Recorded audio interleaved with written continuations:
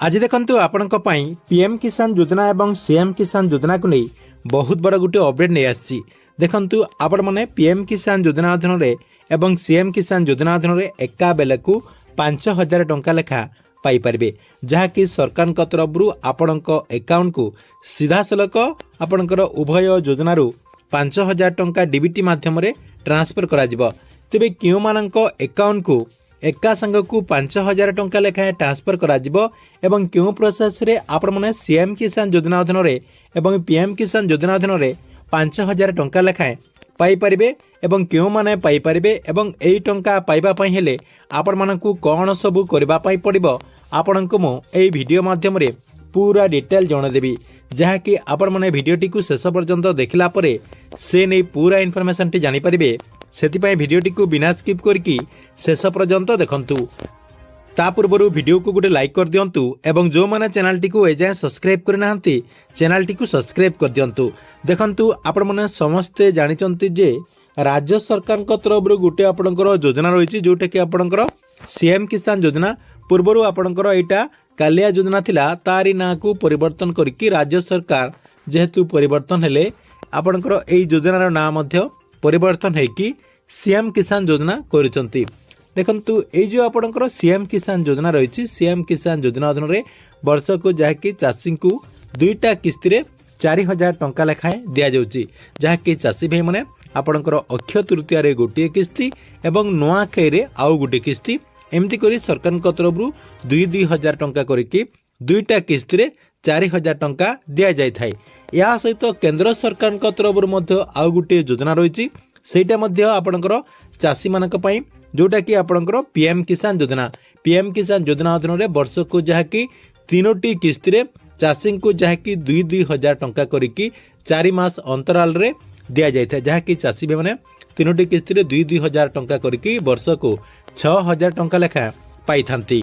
तेबे ए जो योजना रही आपणकर सीएम किसान योजना एवं पीएम किसान योजना रे चाषी भाई माने जहाँकि वर्ष को आपणकर पीएम किसान रो 6000 टंका एवं आपणकर सीएम किसान योजना रो 4000 टंका एमिति करी चाषी भाई माने जहाँकि वर्ष को 10000 टंका लेखा पाई थांती। एबे किंतु आपणकर गोटे बड़ अपडेट आसी जाइछि जे चाषी भाई माने सीएम किसान योजना अधीन रे एवं पीएम किसान योजना अधीन रे एका संग को आपणकर 5000 टंका लेखा पाई परिबे, जहाँकि सरकार तरफ सीधा सलक चाषी अकाउंट को 5000 टंका लेखा दिया जिवो। अर्थात तांकर जो डीबीटी एक्टिव थिबा बैंक अकाउंट रे सरकार तरफ आपणकर एई टंकाटी सीधा सलक डीबीटी माध्यम रे तांकर जो बैंक अकाउंट रही से बैंक अकाउंट रे ट्रांसफर करा जिवो। तेबे केमिति आपण माने पाई परिबे देखंतु आपण माने समस्ते जानिचंती जे आउ कम दिन भितरे पीएम किसान योजनार जो परवर्ती किस्तीर टंकाटी रही अर्थात आपणकर जो 22तम किस्तीर टंकाटी रही से 22तम किस्तीर टंका मिलिबा पई जाउची। आपणकर एई फेब्रुआरी मासरे 22तम किस्तीर टंकाटी मिली जिवो, जहाँकि सरकार तरफ एथर कहा जाउची जे चाषींकर एई जो योजना रही अर्थात आपणकर एई जो पीएम किसान योजना रही पीएम किसान योजनार टंकाटी जहाँकि वृद्धि हेबो। वृद्धि कले सरकार तरफ एका संग को आपणकर जो 2000 टंका दिया जाउथला एथर जहाँकि चाषी भाई माने 3000 टंका लेखा पाई परिबे, जहाँकि सरकार तरफ एई फेब्रुआरी मासरे आपणकर पीएम किसान योजना अधीन रे 3000 टंका मिलिबार चांस रही होय तो आपनको 4000 टंका मध्य मिली पारे, किंतु सरकार तरफ आपणकर जो बजेट रही से बजेट रे केते टंका वृद्धि करिवे से वृद्धि अनुसार जहाँकि आपण माने नेक्स्ट किस्ती रे जहाँकि टंकाटी पाई परिबे। देखंतु आसंता फेब्रुआरी मासरे आपणकर पीएम किसान योजना अधीन रे आपण माने जहाँकि 3000 टंका पाई परिबे।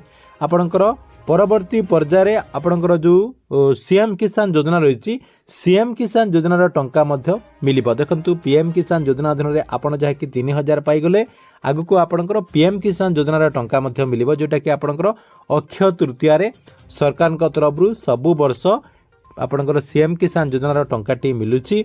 एथर मध्य आपण माने जहाँकि टंकाटी पाई परिबे। देखंतु अक्षय तृतीया रे आपनको 2000 टंका मिली जिवो। कहिबाक गले आपणकर मासे 2 मास भितरे चाषी भी माने जहाँकि एका संग को 5000 टंका पाइबा पई जाउचंती। सेति पई आपण मानकू आपणकर डॉक्यूमेंट गुडिक सब किछि जहाँकि रेडी करबा पई पड़िबो, जहा द्वारा आपण माने उभय योजनारू 5000 टंका एई 2 मास भितरे पाई जिवे। ସେଥିପାଇଁ ପ୍ରଥମେ ଆପଣଙ୍କର ଯେଉଁ ଆଧାର କାର୍ଡ଼ ରହିଛି ସେଇ ଆଧାର କାର୍ଡ଼ଟି ବ୍ୟାଙ୍କ ଆକାଉଣ୍ଟରେ ଡିବିଟି ଆକ୍ଟିଭ୍ କରିବା ପାଇଁ ପଡ଼ିବ। ଯଦି ଆପଣଙ୍କର ପୂର୍ବରୁ ଡିବିଟି ଆକ୍ଟିଭ୍ ଥିଲା ତାହେଲେ ଆପଣମାନେ ଏବେ ଯାହାକି ଆଧାର କାର୍ଡ଼ର ଯେଉଁ ୱେବସାଇଟ୍ ରହିଛି ସେ ୱେବସାଇଟ୍କୁ ଯାଇକି ନିଜର ଷ୍ଟାଟସ୍ଟିକୁ ଚେକ୍ କରନ୍ତୁ ଆପଣଙ୍କର ଆକ୍ଟିଭ୍ ଅଛି କି ନାହିଁ ଡିବିଟି, ସେଇଟା ଯାହାକି ଆପଣମାନଙ୍କୁ ସମସ୍ତଙ୍କୁ ଯାହାକି ଚେକ୍ କରିବା ପାଇଁ ପଡ଼ିବ। ଯଦି ଆପଣଙ୍କର ଡିବିଟି ଆକ୍ଟିଭ୍ ନାହିଁ ଅତି ଶୀଘ୍ର ଆପଣଙ୍କର ବ୍ୟାଙ୍କକୁ ଯାଇକି ଡିବିଟି ଆକ୍ଟିଭ୍ କରିନିଅନ୍ତୁ। ତା ସହିତ ଆପଣଙ୍କର ଯେଉଁ ଯୋଜନା ରହିଛି ପିଏମ୍ କିଷାନ ଯୋଜନାର ଷ୍ଟାଟସ୍ଟିକୁ ଚେକ୍ କରନ୍ତୁ। ଷ୍ଟାଟସ୍ରେ ଆପଣଙ୍କର ସବୁକିଛି ଠିକ୍ ଅଛି କି ନାହିଁ ଯାହାକି ଚେକ୍ କରିନିଅନ୍ତୁ। ତା ସହିତ ଫାର୍ମର ରେଜିଷ୍ଟ୍ରେସନ୍ ମଧ୍ୟ କରିନିଅନ୍ତୁ। ଆପଣଙ୍କର ନେକ୍ସଟ ହେଉଛି ସିଏମ୍ କିଷାନ ଯୋଜନା। ସିଏମ୍ କିଷାନ ଯୋଜନା ଅଧୀନରେ ମଧ୍ୟ ଆପଣଙ୍କର ସବୁକିଛି ଚେକ୍ କରିବା ପାଇଁ ପଡ଼ିବ। ଯାହା ବି ଆପଣଙ୍କର ରିଜନ୍ ରହିଛି ସବୁକିଛି ଆପଣଙ୍କର ସମାଧାନ କରିବା ପାଇଁ ପଡ଼ିବ। ଯେଉଁମାନେ ପୂର୍ବରୁ ଟଙ୍କା ପାଇ ଆସିଛନ୍ତି ସେମାନେ ମଧ୍ୟ ନିଜର ଷ୍ଟାଟସ୍ଟିକୁ ଚେକ୍ କରନ୍ତୁ। ଆପଣଙ୍କର ଷ୍ଟାଟସ୍ରେ କିଛି ପରିବର୍ତ୍ତନ ହେଇଛି କି ପୂର୍ବରୁ ଆପଣଙ୍କର ଯେମିତି ଠିକ୍ଠାକ୍ ଥିଲା ସେମିତି ଠିକ୍ଠାକ୍ ରହିଛି। ତା ସହିତ ଦେଖନ୍ତୁ ଯେଉଁମାନେ କୃଷକ ପୋର୍ଟାଲରେ ରେଜିଷ୍ଟ୍ରେସନ୍ କରିନାହାନ୍ତି ତାହେଲେ ସେମାନେ କୃଷକ ପୋର୍ଟାଲରେ ଯାଇକି ରେଜିଷ୍ଟ୍ରେସନ୍ କରିଦିଅନ୍ତୁ, ଯାହାକି 2 ମିନିଟ୍ ଭିତରେ ଆପଣଙ୍କର ଜମିର ତଥ୍ୟ ଦେଇକି ଆପଣମାନେ ରେଜିଷ୍ଟ୍ରେସନ୍ କରିପାରିବେ। ରେଜିଷ୍ଟ୍ରେସନ୍ କଲାପରେ ଆପଣମାନେ ମଧ୍ୟ ସିଏମ୍ କିଷାନ ଯୋଜନା ଅଧୀନରୁ ଟଙ୍କା ପାଇପାରିବେ ଏବଂ ଯେଉଁମାନେ ପିଏମ୍ କିଷାନ ଯୋଜନାର ସବୁ ଠିକ୍ଠାକ୍ କରିଦେଇଥିବେ ଆପଣମାନେ ମଧ୍ୟ ପିଏମ୍ କିଷାନ ଯୋଜନାରୁ ମଧ୍ୟ ଟଙ୍କା ପାଇପାରିବେ, ଯାହାକି ସରକାରଙ୍କ ତରଫରୁ ଉଭୟ ଯୋଜନାର 5,000 ଟଙ୍କା ପାଇପାରିବେ। ପିଏମ୍ କିଷାନ ଯୋଜନାରୁ 3,000 ଏବଂ ସିଏମ୍ କିଷାନ ଯୋଜନାରୁ 2,000 ଟଙ୍କା ଆପଣମାନେ ଯାହାକି ଏକା ସାଙ୍ଗକୁ ଉଭୟ ଯୋଜନାର 5,000 ଟଙ୍କା ଚାଷୀ ଭାଇମାନେ ପାଇପାରିବେ ବୋଲି ଅପଡେଟ୍ ହେଉଛି। ଠିକ୍ ଅଛି, ଏ ଥିଲା ଆପଣମାନଙ୍କ ପାଇଁ ସିଏମ୍ କିଷାନ ଯୋଜନା ଏବଂ ପିଏମ୍ କିଷାନ ଯୋଜନାକୁ ନେଇ ଗୋଟେ ବଡ଼ ଅପଡେଟ୍।